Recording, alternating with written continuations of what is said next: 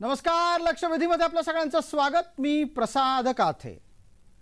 मवियाचा मित्रपक्ष म्हणून वंचितची चर्चा सुरू असतानाच आंबेडकरांनी मान अपमानाच्या संदर्भातल्या काही गोष्टी समोर ठेवल्यात आणि त्याच्याच जोडीला त्यांनी मवियाच्या नेत्यांना चिमटेही काढत राहणं सुरू ठेवलेलं आहे। मुळात आंबेडकरांनी जागा मागितल्या त्या किती, त्या आकडेवारीपासून सुरू झालेला विषय हा अद्याप तरी आंबेडकर खरंच मवियात आहेत की नाहीत इथपर्यंत पोहोचलाय आणि नक्की आंबेडकरांना करवून काय घ्यायचंय या प्रश्नासोबत पुढे सरकतोय।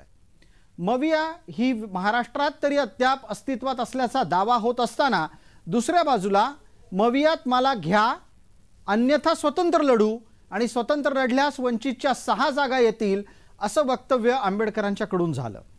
प्रकाश आंबेडकरांच्या पाठीशी दलित मत आहेत हे यापूर्वी झालेल्या निवडणुकांमध्ये दिसलं होतं आणि त्या निवडणुकांचा धसका तेव्हाच्या काँग्रेस राष्ट्रवादीने घेतलेला होता।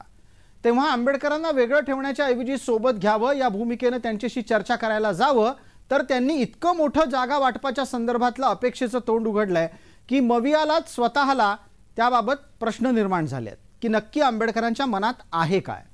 आणि याच टप्प्यावर एक नवं पत्रनाट्य घडलंय। आंबेडकरांच्या आत्तापर्यंतच्या भूमिकांबाबत जितेंद्र आव्हाड आंबेडकरांना काही सांगायला गेले तर आंबेडकरांनी त्यांना उलट टपाली 4 गोष्टी सुनावल्या आणि निवडून आल्याच्या नंतर मवियाचे निवडून आलेले लोकप्रतिनिधी भाजपात जाणार नाही याची खात्री मागून घेतली। अशा प्रकारची शक्यता ही निश्चित आहे, पण अशा प्रकारची हमी कोणीच देऊ शकत नाही हे तेवढंच मोठं वास्तव आहे। आणि याच निमित्तानं आंबेडकरांनी आव्हाडांना डिवचलं असताना या डिवचण्याच्या मागचं राजकारण समजून घेण्यासाठी आजच्या लक्षवेधीच्या चर्चेमध्ये आपल्यासोबत कोण आहेत त्यांचा आपल्याला पटकन परिचय करून देतो। आपल्यासोबत वंचितचे प्रवक्ता प्रतिनिधी फारुख अहमद आहेत, आपल्यासोबत राष्ट्रपतचे प्रवक्ता प्रतिनिधी या नात्यानं विकास लवांडे आहेत आणि 2 राजकीय विश्लेषक आहेत जयंत माइंडकर, बंधुराज लोणे। मला पटकन पहिला प्रश्न तांत्रिकदृष्ट्या या संपूर्ण मुद्द्याला लक्षात घेण्यासाठी आधी बंधुराज आपल्यापर्यंत यायचं आहे। आपण पटकन मिनिटभरामध्ये एका गोष्टीचा खुलासा करणं मला अपेक्षित आहे। आधी आपण हेही सांगा, माझा आवाज आपल्यापर्यंत नीट पोहोचतोय का? हो, आवाज येतोय। बिलकुल। आपण आता पटकन एका मिनिटामध्ये सांगून टाका। आंबेडकरांनी आव्हाडांना जेव्हा विचारलं की नक्की निवडून आलेला माणूस निवडणुकीच्या नंतर भाजपात जाणार नाही हे विचारण्याची ही वेळ होती का? अर्थातच, कारण कसं आहे की बाळासाहेबांवर इतरांनी किंवा राष्ट्रवादी काँग्रेसने किंवा इतर पक्षांनी आरोप करायचे आणि आतापर्यंतचा इतिहास जर बघितला तर पक्ष जे फुटतायत ते काँग्रेस किंवा राष्ट्रवादी फुटतायत। बाळासाहेब आंबेडकरांचा पक्ष अजून फुटलेला नाही। बाळासाहेबांचा जसा मतदार कमिटेड आहे तसा बाळासाहेबांचा कार्यकर्ताही कमिटेड आहे। त्यामुळे बाळासाहेबांचा हा नैतिक अधिकार आहे की तुमचे निवडून आल्यानंतर तरी तुमच्यासोबत राहणार आहेत का नाही राहणार आहेत। जर निवडून आल्यानंतरही जर ते भाजपात जॉईन करणार असतील तर मग त्यांच्यासोबत जाण्यामध्ये अर्थ काय आहे? ज्यांच्या विरोधात आपली लढाई आहे त्यांची जर विश्वासार्हताच नसेल तर मग आपण लढायचं कशासाठी आणि कोणाच्या विरोधात, हा जो बाळासाहेबांचा प्रश्न आहे मला वाटतं तो रास्त आहे। बंधुराज लोणे, आपल्या या उत्तराच्या नंतर आता विकास लवांडे यांना संधी देतो। राष्ट्रवादी शरदचंद्र पवार या पक्षाचे या चर्चेतले प्रवक्ता प्रतिनिधी आहेत। ज्या पद्धतीनं उत्तर आव्हाडांना दिलं गेलेलं आहे आंबेडकरांच्याकडून त्याचं आपल्याकडे कशा प्रकारे स्वीकृती स्वरूपातलं मत तयार झालेलं आहे? तुम्ही तयार आहात का? आंबेडकरांनी असे प्रश्न विचारले तर उत्तर द्यायला तुमच्याकडे उत्तर आहेत का विकासजी? खरं तर आता जे आमचे मित्र वंचित आघाडीचे प्रवक्ते बोलले जी की बाळासाहेब आंबेडकरांनी आतापर्यंत कोण आहेत मला लक्षात नाही। बंधुराज लोणे त्यांचं नाव आहे, तुम्ही त्यांना कदाचित ओळखत असाल नसाल। वंचित आघाडीच्या वतीने ते बोलले का? नाही, ते राजकीय विश्लेषक आहेत, जुने जाणते पत्रकार आहेत। नाही, पण त्यांचं जे काय स्पीच आलं ते मला वंचित आघाडीचे प्रवक्ते बोलल्यासारखी भूमिका मांडली म्हणून मी विचार। बरं, ठीक आहे। आपण माझ्या प्रश्नावर यावं आणि थोडंसं विकासजी थोडं मोठ्याने बोला, आवाज खूप बारीक येतोय आपला। एखाद्या प्रवक्त्यानं वंचितला विरोध केला नाही ते काय प्रवक्ते झाले? म्हणजे सगळे पत्रकार जे राजकीय विश्लेषक येतात काँग्रेस राष्ट्रवादीला सपोर्ट करणारे म्हणजे तेच विश्लेषक राहतात का? फक्त विरोध केले तेच राहतात का? त्यांनी जे योग्य भूमिका मांडली, सत्य भूमिका मांडली तर तुम्हाला लगेच ते आमचे प्रवक्ते दिसायलेत। त्यांनी एकदम प्रामाणिक भूमिका मांडली ना। लाज वाटण्याचं काहीच कारण नाहीये। बाळासाहेब आंबेडकरांमध्ये पण लाज वाटण्याचं काही कारण नाही. हो, आणि बंधुराज लोणींचं बघा हेही आहे का की त्यांना जर बाळासाहेबांचं प्रवक्ता म्हणलं तरी त्यांना काही हे बात नाहीये त्याच्यामध्ये. ठीक आहे, पण राष्ट्रवादीचं दृष्टिकोन थोडं न्यूट्रल राहायला पाहिजे पत्रकारिता आणि राजकीय विश्लेषकाकडे बघण्याचा. ठीक आहे, तुमचं झालं असेल तर मी बोलू का? जी विकासजी थोडं मोठ्याने बोला एवढी विनंती आहे. नाही, मुद्दा असा आहे की वंचित बहुजन आघाडीच्या संदर्भाने त्यांनी जे विश्लेषण केलं, जे कोणी मान्यवर अभ्यासू पत्रकार आहेत ज्येष्ठ, त्यांना माझ्या बोलण्याचा थोडासा राग आलेला दिसतोय. मी याच्यासाठी विचारलं की बाळासाहेब आंबेडकरांनी अजूनपर्यंत कुठला पक्ष बदलला नाही असं ते बोलले. त्या अर्थाने मला सांगायचं होतं की रिपब्लिकन पक्षापासून, भारिप बहुजन महासंघापासून, नंतर मग आता वंचित बहुजन आघाडीपर्यंतचा प्रवास जर आपण बघितला आणि त्यांच्या सातत्याने बदलत्या भूमिका जर आपण बघितल्या तर त्या सातत्याने अशा धरसोड वृत्तीच्या राहिलेल्या आहेत. आता सुद्धा 2019च्या अनुषंगाने महाविकास आघाडी बरोबरची चर्चा करायची होती, त्यावेळेचा सुद्धा प्रकार, 2014च्या वेळेचा सुद्धा प्रकार, आणि आता 2024च्या अनुषंगाने सुद्धा जुळवण्याची भूमिका जर घ्यायची असेल तर त्याचे भाषा वेगळी असते, त्याची पद्धत वेगळी असते, ती जागा मागण्याची सुद्धा जी काय प्रमाणबद्धता असते, व्यावहारिकता असते, त्या अनुषंगाने चर्चा झालं तर ती जुळवली जाऊ शकते. मुद्दा असा आहे की ते रोज एक वेगवेगळा मुद्दा नवीन समोर आणतात आणि त्याच्यामुळे महाविकास आघाडीच्या संदर्भाने जवळपास 40 जागांची जुळवाजुळव झालेलीच आहे. ज्या काही 7-8 जागांची जुळवाजुळव राहिलेली आहे त्या अनुषंगाने आदरणीय प्रकाश आंबेडकर साहेबांनी जर का सकारात्मक भूमिका दाखवली, त्यांना खरंच बीजेपीला हरवायचं आहे, खरंच संविधानाची बाजू राखायची आहे, तर त्यांनी फार आढेवेढे न करता किमान समान कार्यक्रमावर ज्या पद्धतीने महाविकास आघाडी एकत्र आलेली आहे त्याच पद्धतीने त्यांनी ताबडतोबीने त्या संदर्भात एकत्र येऊन प्रचाराला लागण्याची आता वेळ आहे. विकासजी, एक पुढचा प्रश्न माझा आपल्यासाठीच आहे. आपण असं आता बोलताना म्हणालात की आंबेडकरांना खरंच भाजपला हरवायचं आहे का? इथे गंमत अशी होतीये की प्रश्न एकच आहे आणि ते दोघंही एकमेकांना विचारतायत. म्हणजे एका बाजूला आंबेडकर हाच प्रश्न समोरच्याला विचारतात की पवारांना भाजपला हरवायचं आहे का. त्यांनी तर असं सुद्धा आपल्या पत्रात म्हटलं की पवार पडद्याआडून भाजपच्याच सोबत असतात. आणि या ठिकाणी आता तुम्ही चर्चेत सहभागी होत असताना तुम्ही पण हाच प्रश्न आंबेडकरांना विचारताय. नक्की भाजप सोबत कोण आहे याच्यात? मुद्दा असा आहे, पडद्याआडून वगैरे ह्या बोलण्याला काय अर्थ नसतो. आदरणीय शरद पवार साहेब आयुष्यभर सेक्युलर आणि पुरोगामी विचारधारेच्या बाजूने उभे राहिलेले आहेत, ठामपणाने राहिलेले आहेत. कधी त्यांनी छुपा किंवा प्रत्यक्ष अप्रत्यक्ष संविधानाच्या विरोधी भूमिका घेणाऱ्या लोकांना किंवा धर्मांध विचाराच्या लोकांना किंवा जातीवादी विचाराच्या लोकांना कधीही प्रत्यक्ष अप्रत्यक्ष थारा दिलेला नाही. कुठल्याही इलेक्शन मध्ये सातत्याने ते सेक्युलर आणि पुरोगामी विचाराच्या बाजूने लढत आलेले आहेत आतापर्यंत 60 वर्ष. आणि त्यामुळे आता जर का देशामध्ये इंडिया नावाची आघाडी तयार होत आहे तर त्या अनुषंगाने आता आदरणीय प्रकाश आंबेडकर साहेबांनी फार आढेवेढे न घेता एकत्र येण्यासाठीची भूमिका प्रस्ताव सातत्याने दिलेले आदरणीय पवार साहेब त्यांचं स्वागत करतायत, उद्धव ठाकरे स्वागत करतायत. गेली 3 महिने त्याच्या चर्चा सुरू आहेत. त्या चर्चा पुढे जाण्यासाठी प्रकाश आंबेडकर साहेबांनीच पाऊल पुढे टाकले पाहिजे. ती चर्चा फिसकटेल अशा पद्धतीची विधानं जर केली तर ते बर. पटकन नाही, फारुख अहमद, 2 निरीक्षणं आली समोर. 2 निरीक्षणं कुठली आली तर आंबेडकरांना भाजपला खरंच मनापासून हरवायचं आहे का, आणि हरवायचं असेल तर चर्चा फिसकटणार नाही याची जबाबदारी आंबेडकरांनी घ्यायला हवी. आता मला यातला खुलासा आपण तुमच्याकडून हवा आहे. तुम्ही याबद्दल थेट स्पष्ट बोला. आंबेडकर भाजपच्या सोबत पडद्याआडून आहेत का?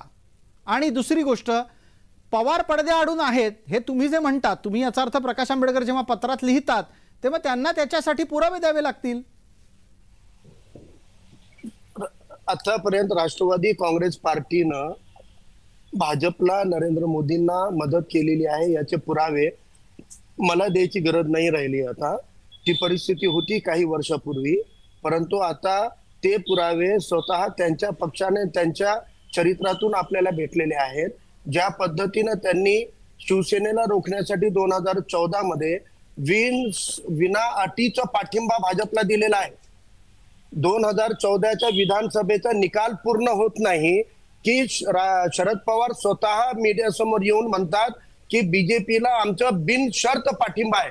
आता अजून काय राहिलं, ते तर उघड दिलेला पाठिंबा होता ना, मग सशर्त आणि पडद्या मागूनचा नव्हता, ते तर डायरेक्ट पाठिंबा दिला होता.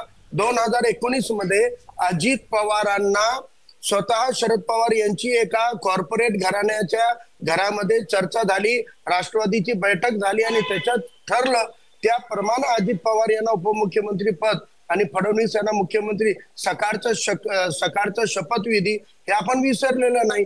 यंदा पण अजित पवारांनी आणि फडणवीस सोडा, पण अजित पवार स्वतः म्हणलेले होते आधी पण, त्यांनी 19 मध्ये परत आल्यानंतर पहिला इंटरव्ह्यू दिला होता आणि म्हणले होते की मी माझ्या मनानं गेलो नव्हतो, हे मोठ्या साहेबांचा आदेश होतो. त्याच्या पण प्रिंटचे पुरावे आमच्याकडे आजही आहेत आणि आता तर ते उघड गेलेले आहेत आणि पूर्ण 90% त्यांच्या पक्षातले आमदार आणि खासदार हे तिकडे गेले, म्हणून पुरावा नवीन लागत नाही. पण ऐका, लवांडे यांना मला सांगायचं आहे की थोडस अभ्यास आणि भाषा तुमची सुधारा. अभ्यास यामुळे सुधारा की आदरणीय बाळासाहेब आंबेडकरांनी भारिप बहुजन महासंघ हे पक्ष विस्तारित केला, पक्ष बदललेला नाही आहे आणि वंचित बहुजन आघाडी हे सुद्धा विलीन केलेली आहे याच्यामध्ये. त्याचे संस्थापक अध्यक्ष हे आदरणीय बाळासाहेब स्वतः वंचित बहुजन आघाडीचे आहेत, म्हणून पक्ष बदलला नाहीये. बाळासाहेबांचं धोरण हे सुरुवातीपासून सर्व वंचित घटकांना बहुजनांना एकीकृत करण्यासाठी बहुजन महासंघाची जोड लावली होती आणि तेच बहुजनांची व्याप्ती वाढवण्यासाठी वंचित बहुजन आघाडी बनवलेला आहे. त्यामुळे तुम्ही लोकांना दिशाभूल करण्याचं काम करू नये. ठीक आहे फारुक भाई एक मिनिट विकासजींना उत्तर देण्याची संधी देऊयात. एक साधारण मिनिटभरातलं उत्तर घेतो आणि नंतर एकूणच पवारांचं राजकारण पडद्याआडून भाजपच्या सोबत असणं नसणं याबद्दल जयंत माइंडकरांकडे बराच तपशील आहे, ते बोलतील. आधी विकास लवांडे आपल्या सोबत आहेत. विकासजी उत्तर द्या फारुक अहमद यांनी जे मुद्दे उपस्थित केलेत त्याबद्दल. माननीय फारुक अहमद यांनी जे काय मांडलं, अजितदादांना पाठिंबा दिला आणि उपमुख्यमंत्री वगैरे, याला काय या चौकातल्या आयक्यू गप्पा आहेत. या गप्पांना काही आधार नसतो. याचा पुरावा जर कोणाकडे असेल, तो अजितदादांकडे असू द्या किंवा फडणवीसला समर्थन तेवढं सांगा. मला तेच सांगायचंय, ते जे काय पुरावे असतील ते जग जाहीर करावेत, ऑथेंटिक पुरावे पाहिजेत. अशा चौकातल्या गप्पा किंवा रचित काही कथा कुणी सांगण्याचा प्रयत्न करू नये ही माझी नम्र विनंती आहे. जी राहिला मुद्दा विकासजी आपण भाजपला न मागता पाठिंबा दिला होता 2014ला, हे तर वास्तव आहेच की. सांगा ना तुम्ही. चर्चेच्या मूळ मुद्द्यावर आपण येऊया. मूळ मुद्दा असा आहे की आता 2024च्या अनुषंगाने इंडिया आघाडी तयार झालेली असताना राष्ट्रीय पातळीवर महाराष्ट्रात सुद्धा एक महाविकास आघाडी आता सक्षमपणाने तयार होत्या. त्याचे सर्वे सुद्धा अतिशय पॉझिटिव्ह आहेत. मी फील्डवर काम करतोय, मी आता सुद्धा बारामती लोकसभा मतदारसंघात आहे. अतिशय चांगलं वातावरण खाली आहे महाविकास आघाडीच्या बाजूने. सगळं वातावरण आहे भारतीय जनता पार्टीच्या नरेंद्र मोदी आणि अमित शहाच्या हुकुमशाहीच्या विरोधात वातावरण असताना आता जर का आपल्याला संविधानाची बूज राखायची असेल, लोकशाहीची पाळमुळं मूल्य राखायची असतील, त्यासाठी सगळ्यांना एकत्र यायचं असेल, निश्चितपणे प्रत्येकाने 2 पावलं मागे पुढे झालं पाहिजे. आणि त्यासाठी महाविकास आघाडीने, मग ते शिवसेना उद्धव ठाकरे असेल, राष्ट्रवादी काँग्रेस शरदचंद्र पवार असेल किंवा काँग्रेस आई पक्ष असेल, या सगळ्यांनी प्रकाश आंबेडकर साहेबांशी गेली 3-4 महिन्यापासून सातत्याने डायलॉग ठेवलेला आहे. चर्चेचे दरवाजे सातत्याने खुले ठेवलेले आहेत.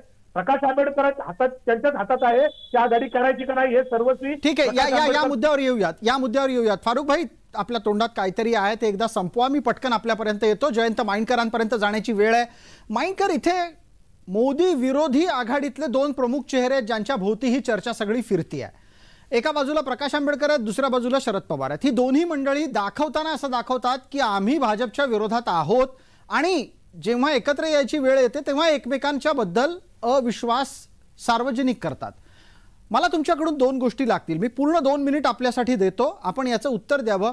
मुळात प्रकाश आंबेडकर आणि शरद पवारांमधल्या अविश्वासाची कारणं काय आणि हे दोघंही राजकीय नेते एकमेकांच्या क्षमता आणि मर्यादा याबाबत इतक्या जाहीररित्या आक्षेप का नोंदवत असतात?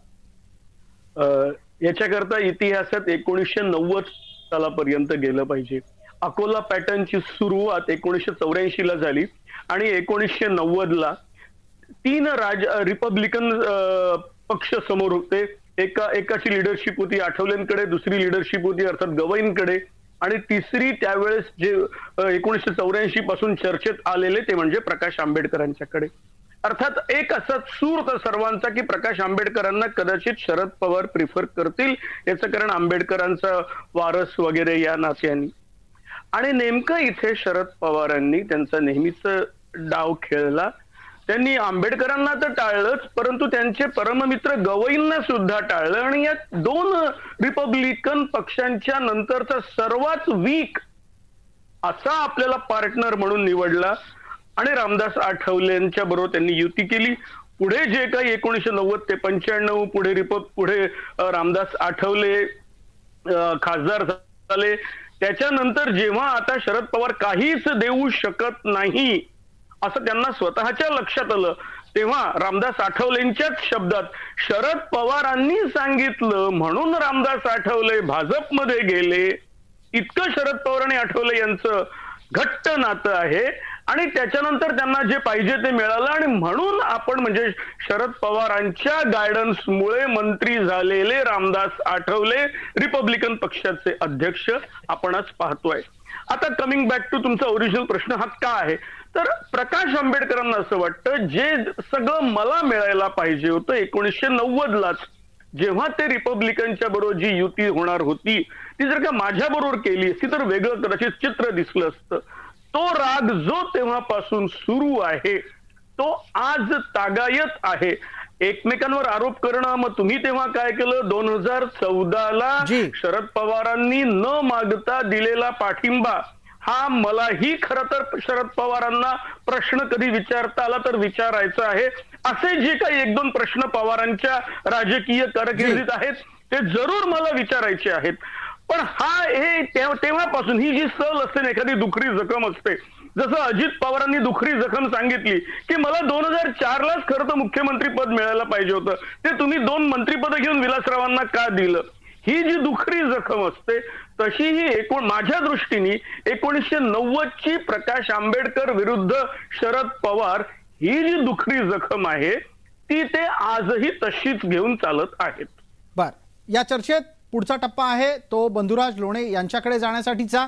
बंधुराज, चर्चेला पुढच्या टप्प्याकडे नेत असताना आपल्याकडून या गोष्टीची अपेक्षा करतो की आपण माझ्या प्रश्नाच्या द्वारे प्रेक्षकांना सांगावं एकमेकांच्या बद्दलचा हा अविश्वास नक्की पुढे जाणार कुठे आहे. कारण आक्षेप काय आहे, मविया आत्ताच्या घडीला जेवढ्या जागा देऊ पाहतीये आंबेडकर त्यापेक्षा जास्त जागा मागतायत. एक सोशल मीडियावर तर असाही विनोद चर्चेमध्ये आला की मवियानीच प्रसंगी आता आंबेडकरांकडे जागा मागाव्यात, इतक्या जागा आंबेडकर मागायला लागलेले आहेत. तुमच्या लेखी आंबेडकर जेव्हा म्हणतात की वेगळे लढले तर ते 6 जागा जिंकतील, खरंच असं होऊ शकतं? आंबेडकर 6 लोकसभा खासदार निवडून आणू शकतात का महाराष्ट्रात? तेवढी क्षमता आहे का त्यांची? ते कसं आहे की बाळासाहेब आंबेडकरांची ही एक कार्यपद्धती आहे आणि त्यांची कार्यपद्धती ही एक अख्ख्या महाराष्ट्राच्या राजकीय क्षेत्रामध्ये एक कोड आहे. बाळासाहेब आंबेडकरांचं जे एकूण मतदारांचं आकलन जे आहे, मतदारसंघाचं आकलन, ते अफलातून त्यांचं आकलन आहे. जातीय समीकरणाच्या बाबतीमध्ये बाळासाहेब आंबेडकरांनी एवढी जाणीव आणि जाणकार कदाचित इतर कुठल्याही नेत्याला नसेल, शरद पवार आणि महाजन मुंडे वगळले तर. पण कसं आहे की प्रत्यक्षामध्ये बाळासाहेब आंबेडकर जे बोलतात त्यांची अर्थातच प्रत्येक मतदारसंघामध्ये साधारण 1.5 ते 2 लाख मतदान घ्यायची क्षमता आहे. ते मागच्या 19च्या निवडणुकीमध्ये सिद्ध झालेलं आहे. बाळासाहेब आंबेडकरांनी प्रत्यक्ष कितीही भाजपच्या विरोधात आवाज चढवला तरी प्रत्यक्षामध्ये मतदानाच्या आकडेवारीमध्ये त्यांचा भाजपला फायदा होतो हे अनेकदा दिसून आलेला आहे. हा झाला एक भाग. दुसरं असं की मागच्या 19चं जरी आपण आकडेवारी बघितली तर साधारण 9 ठिकाणी थेट बाळासाहेब आंबेडकरांमध्ये भाजपचे उमेदवार निवडून आलेले आहेत आणि गंमत अशी की तेवढ्याच फरकाने काँग्रेस किंवा राष्ट्रवादीचे पराभूत झालेले आहेत. प्रत्यक्षामध्ये एक बोलायचं आणि आकडेवारीच्या बाबतीमध्ये मात्र बाळासाहेब आंबेडकरांचं जे गणित आहे ते फिट बसत नाही, ते सक्सेस होत नाही, जे उत्तर प्रदेशमध्ये कांशीरामजींनी करून दाखवलं. म्हणजे भारिप बहुजन महासंघ बरखास्त करून नवीन वंचित आघाडी निर्माण करण्यामागे बाळासाहेबांचा जो हेतू होता तो साध्य होताना आकडेवारीमध्ये तरी दिसत नाही. राहिला दुसरा भाग असा की शरद पवार आणि बाळासाहेब आंबेडकरांच्या स्वभावाचा किंवा राजकीय वैर्याचा हे अगदी यशवंतराव चव्हाणापर्यंत ते राजकारण आहे. जयंत माइनकर म्हणतात त्याच्यापेक्षाही आधीच आहे. बाळासाहेब खरं तर शरद पवारांनी आठवलेंच्या आधी बाळासाहेबांनाच 90च्या काळामध्ये विचारलं होतं, पण बाळासाहेब गेले नाही शरद पवार सोबत. कारण यशवंतराव चव्हाणांनी महाराष्ट्रामध्ये आंबेडकरी चळवळ आणि डावी चळवळ उभीच राहू दिली नाही. हा खरं तर प्रकाश आंबेडकरांचा त्यांच्याविषयीचा राग जो आहे किंवा संताप आहे तो असा राजकीय आहे, तो व्यक्तिगत नाही. व्यक्तिगत पातळीवर बाळासाहेब आंबेडकर अशा खालच्या एवढ्या मनाचे नाहीयेत. पण मला असं वाटतं की इंडिया आघाडी स्थापन होतानाच मी याच्या आधी सुद्धा म्हणालोय की स्थापनेच्या प्रक्रियेमध्येच बाळासाहेब आंबेडकरांना महाराष्ट्रामधून त्यांनी सहभागी करून घेणं गरजेचं होतं. त्यांना राष्ट्रीय पातळीवर बाबासाहेब आंबेडकरांचा नातू किंवा त्यांची एक भूमिका म्हणून फायदा झाला होता. पण इथं झालंय कसं की काँग्रेस, राष्ट्रवादी काँग्रेस आणि शिवसेना त्यांनी आपसामध्ये काहीतरी एक चर्चा केली आणि चौथा खेळाडू म्हणून प्रकाश आंबेडकरांना नंतरच्या भागामध्ये बोलवलं. मला वाटतं इथं त्यांची ती चूक आहे. जी, पण यातला एक भाग असाही दिसतो, आंबेडकरांच्या बाबतीत काहीही कधी पवारांना विचारलं की ते पटकन ती सगळी जबाबदारी आधी उद्धव ठाकरेंवर टाकायचे. आत्ता कुठे थोडंसं ते आंबेडकरांच्या बाबतीमध्ये बोलायला लागलेले आहेत. मला विकास लवांडेंपर्यंत पोहोचायचे आणि त्यानंतर फारुख अहमद आपल्यापर्यंत येतो. विकास लवांडे, आपण या गोष्टीवर स्पष्ट व्हावं की तुम्ही नक्की किती जागा देणार, कारण थोड्या वेळापूर्वी तुमचं एक वक्तव्य होतं की जवळपास 40 जागांचं वाटप तुमचं ठरलेलं आहे, उरल्या जागा आहेत 8 मधल्या आंबेडकरांना किती देणार आणि आंबेडकर मागतायत तेवढ्या देणार आहात की नाहीत? मुद्दा असा आहे की जागा वाटप आमच्या महाविकास आघाडीचे प्रमुख नेते ते जागेच्या अंकाबाबत, संख्येबाबत आणि कुठल्या घ्यायच्या काय ते ठरवतील, तो अधिकार माझा नाहीये. परंतु मला जे ज्ञात आहे, मला जी प्रक्रिया माहिती आहे त्यानुसार प्रकाश आंबेडकर साहेब जे आहेत किंवा वंचित बहुजन आघाडीच्या वतीने जे कोणी नेते बोलतायत ते बऱ्याचदा आता एकदा पत्र घेतलं, आघाडी झाली म्हणले, परत नाकारलं, असे 2-3 वेळा त्यांनी भेटायला जातात, चर्चा करतात आणि अर्धवट चर्चा करतात. तर त्या कुठेतरी चर्चा पूर्णत्वास गेल्या पाहिजेत आणि पूर्णत्वास जाऊ शकतात. आजही वातावरण सकारात्मक आहे. आजही वातावरण सकारात्मक असल्यामुळे चर्चा निश्चितपणाने पुढच्या 2 दिवसामध्ये काही ना काही हातात पडू शकेल आणि ही महाविकास आघाडी प्रकाश आंबेडकर साहेबांच्या बरोबर किंवा वंचित आघाडीवर झाल्याची घोषणा पुढच्या 2 दिवसात होऊ शकते. अशा पद्धतीची स्थिती आता नक्की आहे. आपण एक सकारात्मक प्रयत्न करताना दिसता आहात. फारुख अहमद, मग या सगळ्या याच्यामध्ये जितेंद्र आव्हाडांना उडी मारायची गरज होती, पत्र लिहायची गरज होती फारुखजी? 1-2 मुद्दे आहेत. पहिला मुद्दा की पहिल्या बैठकीला जेव्हा आमचे प्रतिनिधी गेले तेव्हा त्यांना बाहेर बसवण्यात आलं. त्यांना मग सांगण्यात आलं की तुमचं काय म्हणणं आहे सांगा, बाहेर बसा. नंतर मग समाजवादी पक्षाच्या लोकांना बोलवण्यात आलं, त्यांनाही नंतर बाहेर पाठवलं. म्हणजे आम्हाला जर घटक पक्ष म्हणून बोलवलं तर आम्ही बैठकीमध्ये पाहुणे कलाकार नाहीत ना, की आम्ही तुम्ही दिलेल्या वेळेवर यावं आणि तुम्ही जा म्हणलं तर बाहेर जावं. तर हे बराबरीची वागणूक नाही आहे. दुसऱ्याही बैठकीमध्ये तसं झालेलं आहे. त्यामुळं घटक पक्ष म्हणून आम्हाला स्वीकारावं ही आमची भूमिका होती. आम्ही मग एक मुद्दा तो आहे. दुसरा मुद्दा आहे की सुरुवातीला 12 एक मुद्दा आकडेवारीचा मुद्दा घेतोच. पटकन आधी फारुख भाई एक मुद्दा इथे उपस्थित करतो. काँग्रेस आणि त्याही पेक्षा खास करून राष्ट्रप यांना चिंता अशी आहे की तुम्हाला जर मूळ चर्चेत घेतलं तर तुम्ही ती गोष्ट बाहेर फोडून टाकाल, तुम्ही ती जाऊन भाजपला सांगाल. हे खरं आहे, ते सांगत नाहीत, फक्त ही वस्तुस्थिती आहे. आता जर तुम्ही हे सांगत असाल तर मग याच्यावरून यांनाच प्रश्न विचारा ना. जर अविश्वास आहे तर सोबत काय घेतायत? मग तुम्ही सांगा ना, आम्हाला विश्वासच नाही तुमच्यावर म्हणून. एकीकडे दाखवायचं की आम्ही घ्यायला तयार आहोत. म्हणजे हे त्यांचं बेसिक प्रॉब्लेम हा आहे की यांना वंचित बहुजन आघाडीला बहुजन आणि वंचितांचं राजकारण उभं असताना भगवत नाहीये, म्हणून याच्यावर विश्वास नाहीये आणि यांना सोबत येऊ द्यायचं नाहीये. हे मूळ मुद्दा आहे आणि आमचं पण भाजपला हरवणं हा प्रमुख अजेंडा आहे. परंतु सन्मानाची वागणूक हे अट आहे. आम्हाला हे पक्ष का वेगळा बनवावा, का चालवावा लागायला बाळासाहेबांना? त्यांनी काढलं नसतं, आले नसते. पण काँग्रेस आणि स्वतःला सेक्युलर म्हणवणारे पक्ष सन्मानाची वागणूक आणि वंचितांचं प्रतिनिधित्व देत नाही. या मूळ कारणासाठी जेव्हा पक्ष स्थापन केला तर पक्ष स्थापनेच्या उद्दिष्टाला तडा न जाऊ देता भाजपला हरवण्यासाठी एकत्रित येणं हा आमचे प्रयत्न आहेत. आणि अजून आम्ही आपल्याला वेळेची मर्यादा आहे. विकास लवांडे, पटकन 30 सेकंदात आपलं उत्तर यावर अपेक्षित करतो. मुळामध्ये मागच्या आठवड्यातलीच बातमी सगळीकडे होती की 27 जागा वंचित बहुजन आघाडीने मागितल्या. आता हे 27 जागा कुठल्या आधारावर मागितल्या? तुम्ही पत्र वाचा. पत्रकार बोलताना गोष्ट वेगळी लवांडेजी. त्या पत्रामध्ये काय लिहिलेलं आहे? तुम्ही खोटा प्रचार करू नका, हे बिलकुल करू देणार नाही. त्या पत्रामध्ये लिहिलेलं आहे 27 जागेची आमची तयारी विनेबल आहे. हे खोटं तुम्ही पाजू नका. तुम्ही मीडियाच्या माध्यमातून खोटं पाजडू नका. काही मूठभर पत्रकार हाताला धरून खोटं करू नका. 27 जागा आम्ही मागितलेल्या नाही. पुरावा दाखवा. अजून एक पत्र ठेवा. जर 27 जागेची मागणी आम्ही पत्र दाखवा ना. पत्र आम्ही क्लिअर लिहिलेलं आहे काथेजी त्याच्यावर की आम्ही 48 जागेची तयारी करत असताना 27 जागेवर आमचे उमेदवार निवडून येण्यासारखे आहेत. तुम्ही किती देणार ते सांगा ना. 40 तुमचं आधी ठरलेलं आहे, मग आम्ही 27 मागू. तुम्ही सांगा ना किती. आम्ही 12-12चा फॉर्म्युला दिल्यानंतर महाविकास आघाडीला सांगितलं की तुम्ही सांगा किंवा आम्ही इतक्या जागा देऊ शकतो. आणि आम्ही म्हणलं 27 मधल्या काही जागा या आमच्या अटीवर राहणार, पण बाकीच्या सगळ्या जागेवर चर्चा होऊ शकते. का चर्चा घेणं गेले तुम्ही? का आम्हाला बोलून बसवलं नाही? मग उद्या आम्ही नंतर कळवणार आहोत म्हणले, नंतर म्हणले की आता कोणती चर्चा होणार नाही. तर तेच मला तुम्हाला विचारायचं आहे की तुम्ही किती जागा देणार आहात? जर तुम्ही 40 वाटून घेतले, फारुकभाई थोडं थांबा, एकदा विकासजींचं उत्तरही पूर्ण होऊ द्या, त्यांना वेळ आपण दिलेला होता. तुम्ही आक्षेप नोंदवलात, लक्षात आलं. फारुकभाईंचा आक्षेप काय आहे विकासजी आपल्यापर्यंत पोहोचलाय. उत्तर अपेक्षित हे आहे की तुम्ही नक्की त्यांना जागा किती देणार आहात. तुम्ही थोड्या वेळापूर्वी म्हणालात की ते वरिष्ठ सांगतील, पण आता तुम्ही इथे प्रवक्ता प्रतिनिधी आहात, तुमच्याकडून संकेत तर निश्चित मिळायला हवेत. 12-12-12चा फॉर्म्युला स्वीकार्य आहे का तुम्हाला? मुद्दा असा आहे, त्या फॉर्म्युलेच्या संदर्भात आदरणीय पवार साहेब असतील, उद्धव ठाकरे साहेब असतील, काँग्रेसचे नेते असतील आणि बाळासाहेब आंबेडकर असतील, हे ठरवतील ना. त्याच्यामध्ये फार गॅप नाही आहे एवढं मला सांगायचंय. पुढच्या 2 दिवसामध्ये निश्चित चांगली बातमी येऊ शकते.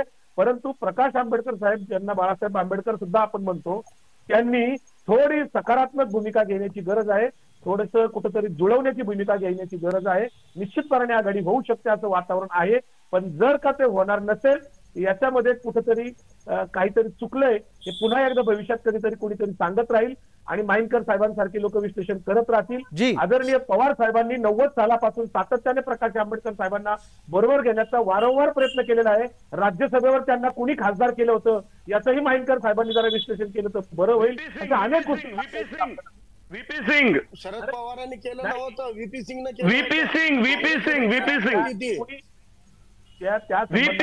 विश्लेषण करावं. या संदर्भात आपण बाळासाहेब आंबेडकर पण सांगतील, त्या संदर्भात रोल केले होते. मलाही माहिती आहेत काही घटना. एकटा कोणी नव्हता, त्याच्यामध्ये अनेक लोक होते आणि त्याच्यामध्ये पवार साहेबांची निश्चित भूमिका होती, त्याच्यात काहीतरी योगदान होतं. चालेल. आपण या चर्चेच्या निमित्तानं अद्याप तरी जागांचा आकडा सांगितलेला नाहीये, तो वरिष्ठ नेत्यांच्याकडे आपण पोहोचवू पाहताय विषय. या चर्चेला वेळेची मर्यादा, याची छोटीशी आठवण करून देत आपण सर्व मान्यवर चर्चेत सहभागी झालात त्याबद्दल आपल्याला मनपूर्वक धन्यवाद देतो. लक्षवेधीच्या या चर्चेत तुर्तास इतकंच. सर्व प्रेक्षकांना जय महाराष्ट्र.